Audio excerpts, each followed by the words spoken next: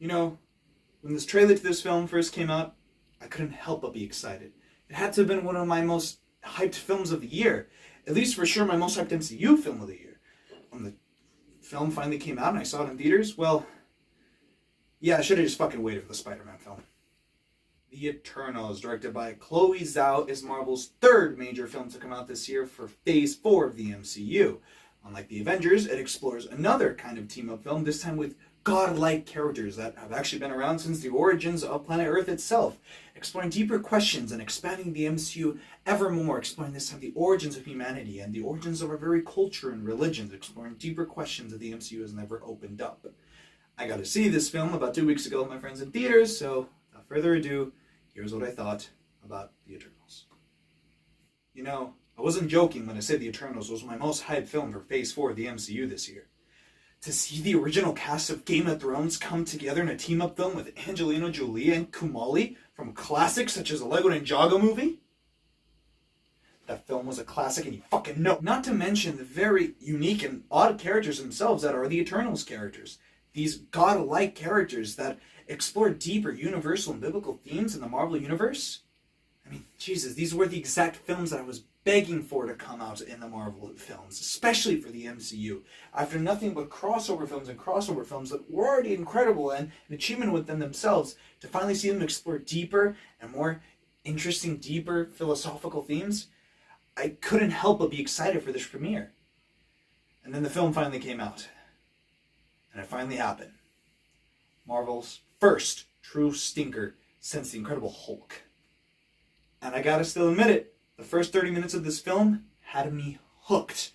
To start with, it kicks off with its absolute stunning visuals and this biblical-like intro with this strange biblical text exploring and explaining who the Eternals are, and finally getting to see the origins of humanity in the MCU. Not to mention, hearing one of my favorite bands of all time, Pink Floyd's Time, in an IMAX theater, was just nothing but pure bliss. The film looked really promising for the first 30 minutes. It really did. Then something happens after the 30-minute mark. A character from the intro returns into the story, played by the great Richard Madden, Robb Stark himself. And then the film begins to change the plot. For the first time. If I were asked to explain, not even just summarize the plot to the Eternals, I wouldn't know where the hell to even start. There is at least 3 different plots happening at the exact same time, with so much dance set up and not a single ounce of execution. They did to the film what they had been doing to the DCEU for the last few years. They Zack Snyder the damn plot. Perfect example of how they Zack Snyder the film is what they did with my boy Jon Snow, Kit Harington himself, playing the Black Knight. If I should even call him that.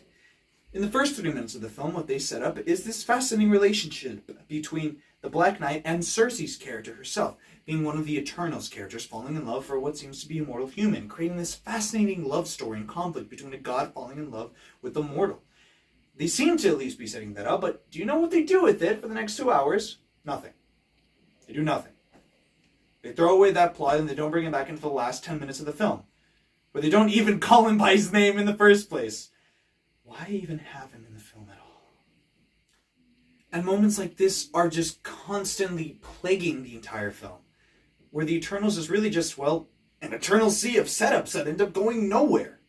All the interesting and fascinating themes of exploring the origins of humanity, understanding our gods, and exploring even the concept of the Celestials and their true intentions is all thrown away for love triangles and strange plot twists and Angelina Jolie having violent PTSD episodes.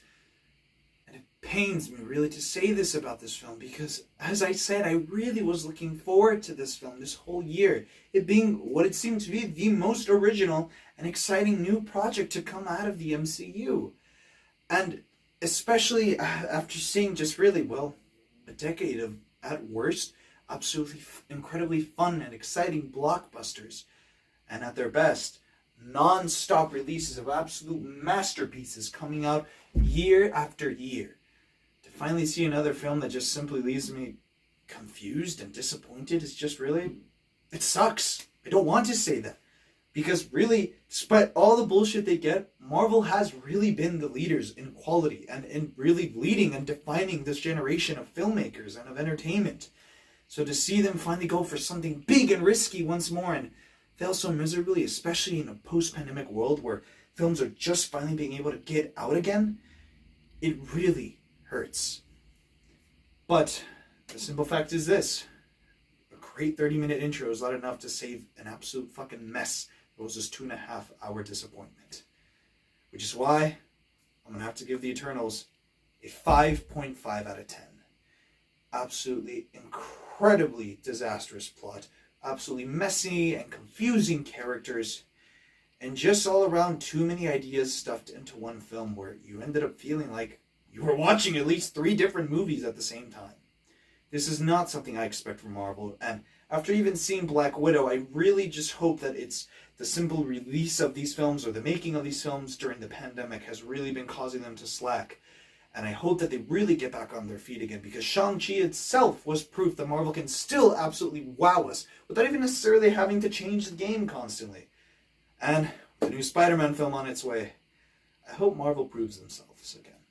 Hell, Hawkeye's pretty goddamn good, so that's gotta mean something.